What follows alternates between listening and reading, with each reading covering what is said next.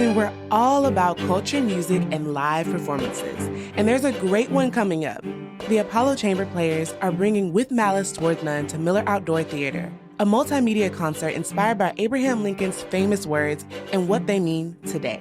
It features music from composers like Black Vietnam veteran J. Kimo Williams, with special guests like Houston Poet Laureate Emeritus Deborah Deaton Luton. Catch it live on August 22nd. Free tickets are available starting August 21st at milleroutdoortheater.com.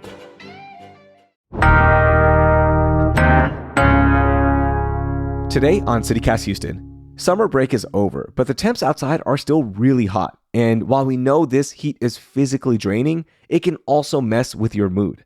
I'm playing back my conversation with Dr. Asim Shah, Chief of Psychiatry with Harris Health and Bentop Hospital, to break down how this heat can take a toll on our mental health and what to do about it. And after the interview, executive producer Laura Isensee will be joining us for a conversation sponsored by Holocaust Museum Houston about their new exhibit. Stick around to learn more. It's Thursday, August 14th. I'm Raheel Ramzanali, and here's what Houston's talking about. Dr. Shah, a lot of us are familiar with getting the winter blues. The official condition is called seasonal affective disorder, and it happens when someone gets depressed because of the lack of sunlight. But there's new research that people are experiencing seasonal affective disorder during the summer as well. Why is that? Sure. Seasonal affective disorder is a condition which is known for many years, maybe even a decade plus. And it's a condition which is linked to lack of sunlight. So lack of sunlight causes seasonal affective disorder. And you can think about it in areas where you have shorter days, and it happens in those areas. And it happens in winter months. What happens? You get sad, you get depressed, you get dysphoric, and you lose motivation to do things. And it lasts only in those months of each year. And then it goes away. When sun starts coming, it goes away. And it's almost a yearly thing in certain people. And they may or may not get medications during those months. But it's only in those months of the year in certain areas of the country. Has been known phenomena for many, many years. So that's seasonal affective disorder. Yeah, and you hinted at it, right? Like it only happens during those months. And actually during those winter months, you know, for me, I love being outside, and the excitement of better weather that is going to come with spring and the summer. You know, you get to jump in the pool, you go to the beaches, you travel, and so much more. That excitement is like what keeps me going. But there's new research now, which is finding that people are experiencing seasonal affective disorder during the summer as well. What is happening? Why is that? Right. They've always thought that seasonal affective disorder is in the winter month. But in the last few years, as we see that it's getting more hotter and hotter and hotter every year, we are finding out that during these extreme hot months with extreme sun, we are also finding some mental health changes, mood changes, anxiety changes in people in the months of June, July, August, or May, whenever we see excessive sun. In the past, we used to think lack of sun, but now we know that even too much sun causes problems. What are those problems? So those problems are slightly different than the typical seasonal affective disorder you see in the winter months. How different they are? They may not present as typical dysphoria, typical depression.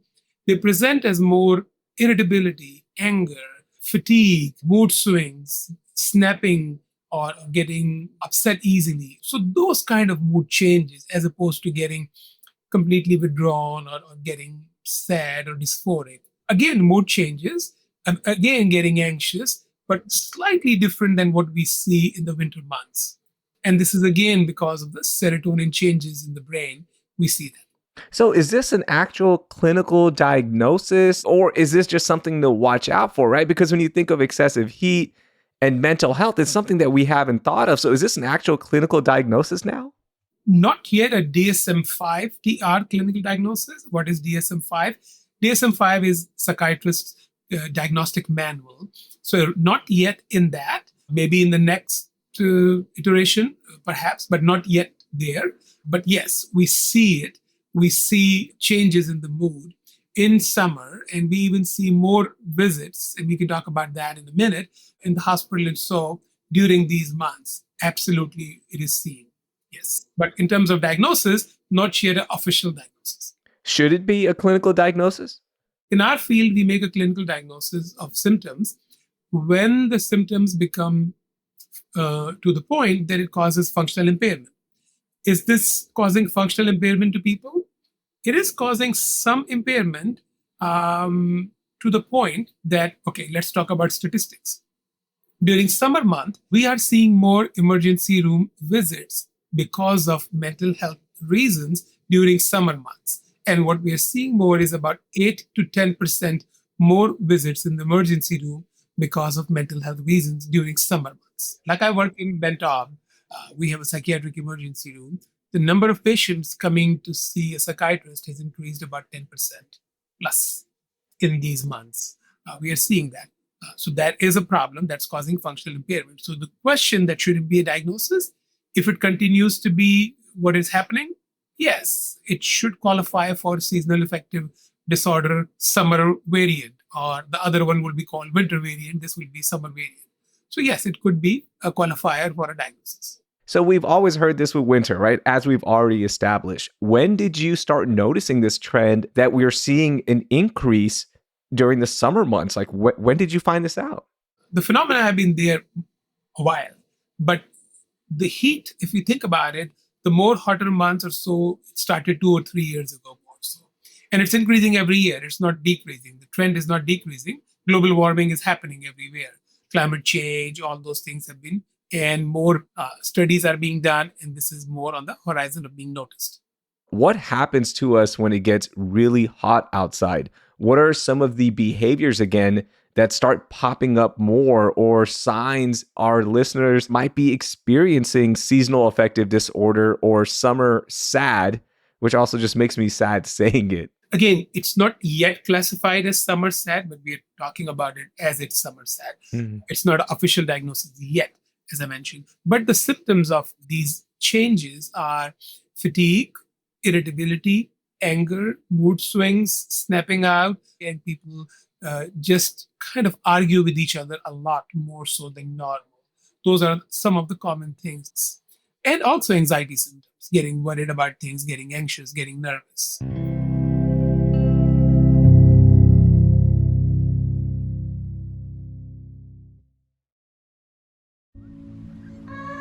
Like me, you're probably looking for some good road trips to make the most out of summer. Well, let me tell you about Port Aransas. My family and I spent a weekend there, and we can't wait to go back because Port A is such a unique beach town.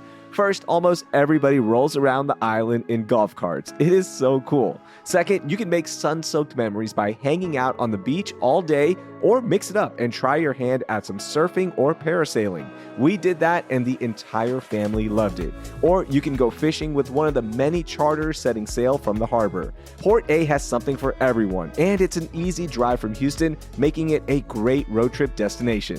One visit and you'll see why generations of Texans have anchored their traditions to the island life. Go to visitportaransas.com and plan your trip to Texas's beach. Got any fun trips coming up? One thing you probably haven't put on your packing list is learning the language. But with Babbel, you can start talking in just a few weeks. I'm David Plotz, the CEO of CityCast, and I've been learning Spanish with Babbel. And I also just persuaded my friend who's going to France this fall to learn French with Babbel, but that is another story. Babbel's extremely fun and intuitive. It's like having a private tutor in your pocket. Handcrafted by over 200 language experts, Babbel's lessons are voiced by real native speakers and built with science-backed cognitive tools and interactive features to fit any learning style. I love a lot of the different Babbel features. The Babbel games for sentence building, Babbel speech recognition, which helps me get the pronunciation right. And now I'm really into Babbel's word of the day, which greets me on the homepage of the app. Every day, a new word revealed like a little surprise with a sentence to help contextualize it. It's like a daily treat for me. Studies from Yale, Michigan State, and other leading universities continue to prove that Babbel works. One study found that using Babbel for 15 hours is equivalent to a full semester at college. Look, I want you to learn another language. So I'm teaming up with Babbel to gift you 55% off subscriptions, but only for CityCast listeners at babbel.com/CityCast. Get up to 55% off at babbel.com/CityCast. spelled BABBEL.com/CityCast.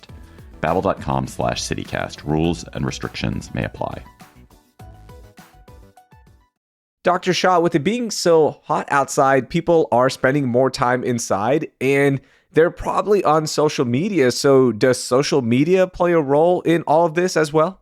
Social media plays a role in everything, good or bad, both, because it can make you more anxious, can make you more worried, can make you even more irritable, because sometimes you may end up reading things repeatedly, which can make you upset, which can make you more anxious. So yes, it does play a role, but it depends on person's personality.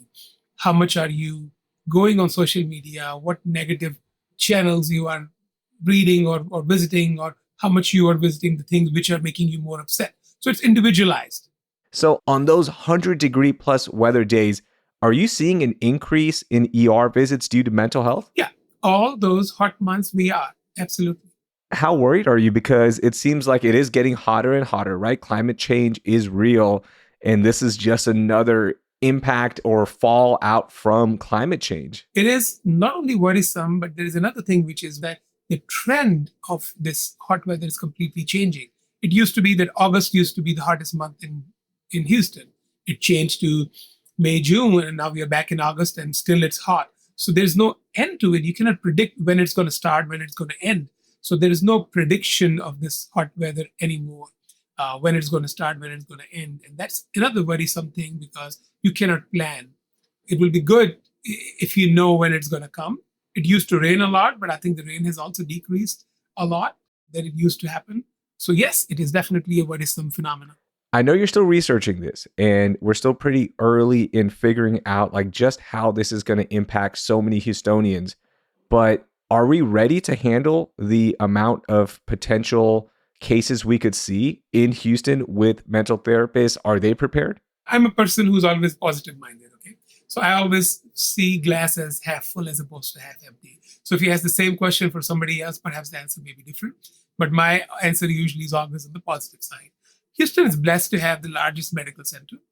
Houston is blessed to have the largest network of healthcare providers, which includes mental health clinicians, professionals also. So yes, on a bigger scale, we have a lot of professionals who can handle this. But on a minute scale, even these lot of mental health professionals may not have availability to see you next day, next week, next month. A lot of these providers are cash providers. So yes, there are individual challenges, but on a bigger scale, we are decently equipped to handle it. But on a minor scale, we may not be, because there are individual challenges of insurances. But on a bigger scale, we are decently okay, better than some other states. Let's talk solutions, because in the winter, I've heard people can buy a lamp for light therapy, but in the summer, we really can't turn off the sun. We can't make it that much cooler outside, right? And some people have to work in the heat or don't have AC as well. Are there any treatment options right now to help us combat this? Of course, the first thing is, if possible, don't go out in heat. Again, easier said than done. If you have to go out, you have to go out. But if you are out in heat, try to use a hat which covers ultraviolet rays. And there are many available. They're very cheap. They're not expensive. Maybe even less than $10. Heat starts from your head. So try to cover your head. That's the first thing possible. Number two, try to hydrate yourself. Drink as many fluids. Just drinking water alone is not enough. Adding electrolytes to it is important, because when you are in heat, you lose electrolytes. You sweat, you pass your urine, and you lose electrolytes. So you need to drink Gatorade or lemonade or something like that, because you need sodium and potassium in your body. Otherwise, you can have cramps, you can be confused, all those things can happen. So wear a hat, hydrate, use some electrolytes in the form of Gatorade or whichever you want. So those are few basic things everybody can do. Then there are so many medications which interact with sun, and we miss that. So for example, if you're talking about psychiatric medications, the most important psychiatric medication is lithium. Lithium is a mood stabilizer, very commonly used, but if you are out in sun a lot, it can cause impaired concentration in your body. So in that case, you need to check with the physician and maybe alter the dosage of lithium. Because if you're out in sun a lot, maybe you need a different dosage of lithium. if you're taking certain vitamins or certain antifungal or antibiotics. So better check with your physician. And the easiest thing is if you're taking a medicine, please check the bottle. There's a warning, a sticker warning on your bottle if it interacts with sun or going out in sunlight. So this next one is going to be kind of hard to answer for you, but I just want to know, like, what is that fine line of when listeners should get professional help versus, oh, look, I was out in the sun. I know I'm irritable right now, and I can just kind of ride this out. Like, what is that fine line? When should they get help? I think the answer is simpler than we think. Everybody can get irritable. Everybody can get fatigued. Everybody can get angry. If you feel that your anger, irritability, fatigue, or being upset is causing functional problem and it's causing problems with your peers at work or at home, and it's lasting and it's not going away, maybe that's the time that you need to talk to somebody. Whereas if it goes away and it's only short-lived, you may be okay. But if it stays and it's causing problem with your relationship at your work, maybe it's time to seek help. Earlier, you described yourself as a pretty positive person, and I get that sense talking to you. What do you do to help lift your mood and stay positive? I try not to watch news because news to me is the number one depressant. I try to watch comedy shows if possible. That to me is the number one mood lifter. And, try to help people, and that's the positiveness you can bring. But honestly, news, media, I read news though. I definitely read news, but reading news is not full of emotions. So I try not to watch news, and that keeps me more happy. Gotcha. And that makes sense, Dr. Shah. So in addition to reading the news, you could also put CityCast Houston in your rotation. We try to keep things positive here as much as we can. Hey, thank you so much for joining us. I really enjoyed learning about what's happening right now. Thanks for sharing your knowledge with us, and stay cool out there, okay? And I hope to have you back on soon. Thank you. And nice to see you, and hopefully we'll be back.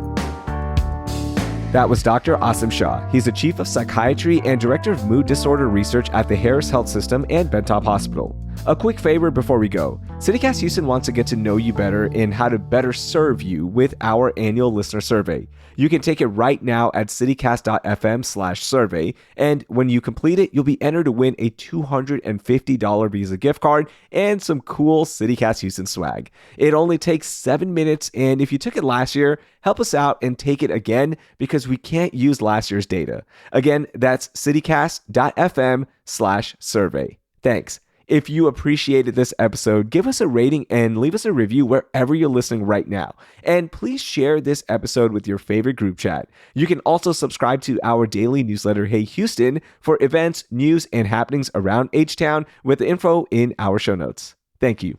And don't go anywhere. In just a second, we've got a segment sponsored by the Holocaust Museum Houston. Executive producer Laura Isensee is chatting with Trevor Boyd about their new exhibit called Unveiled from the Vault.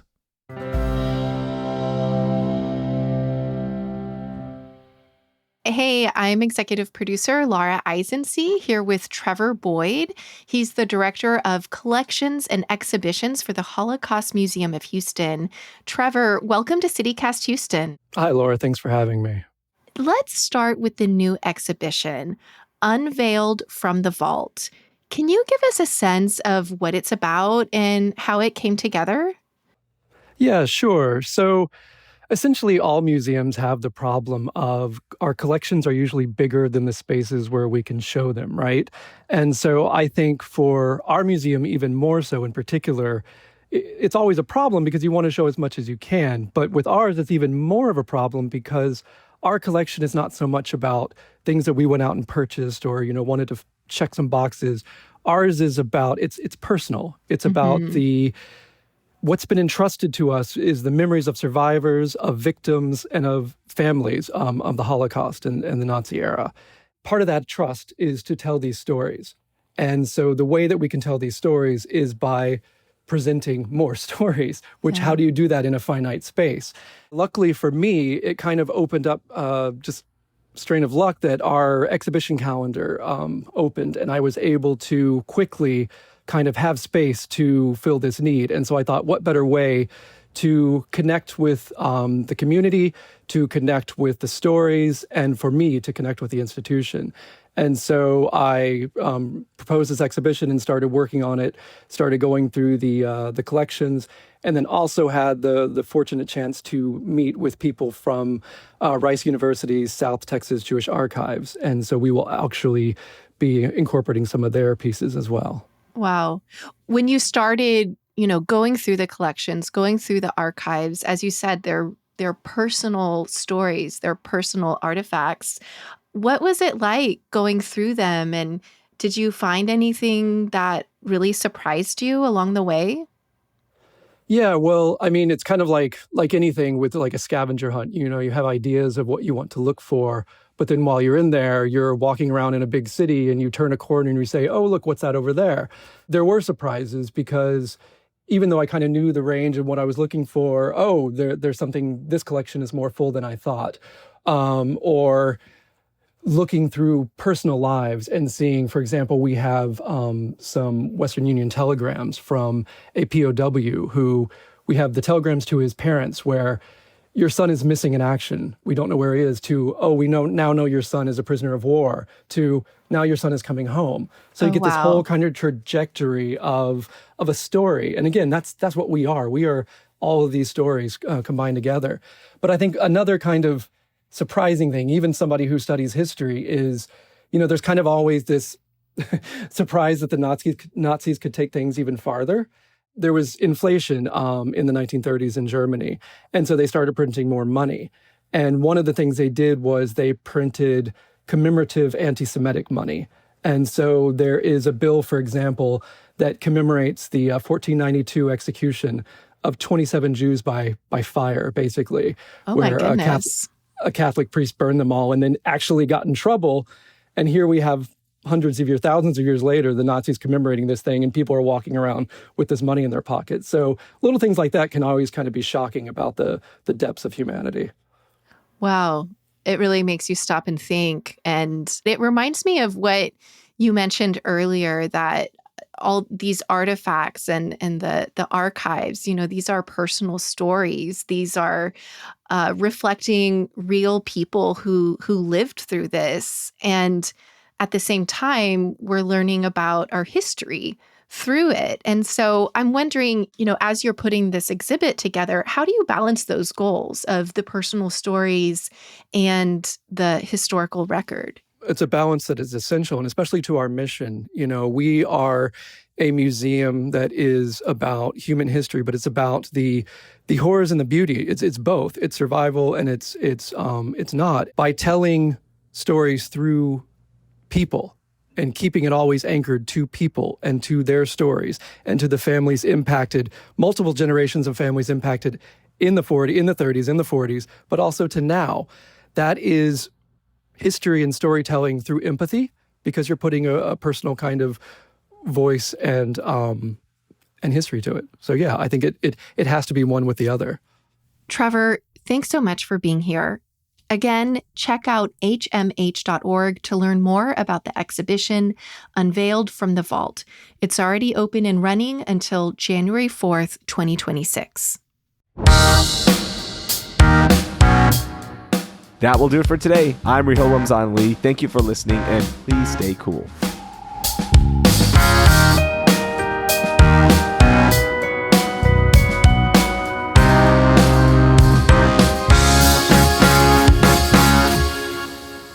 Oh, you don't have to answer it. I was just doing it for me. Yeah.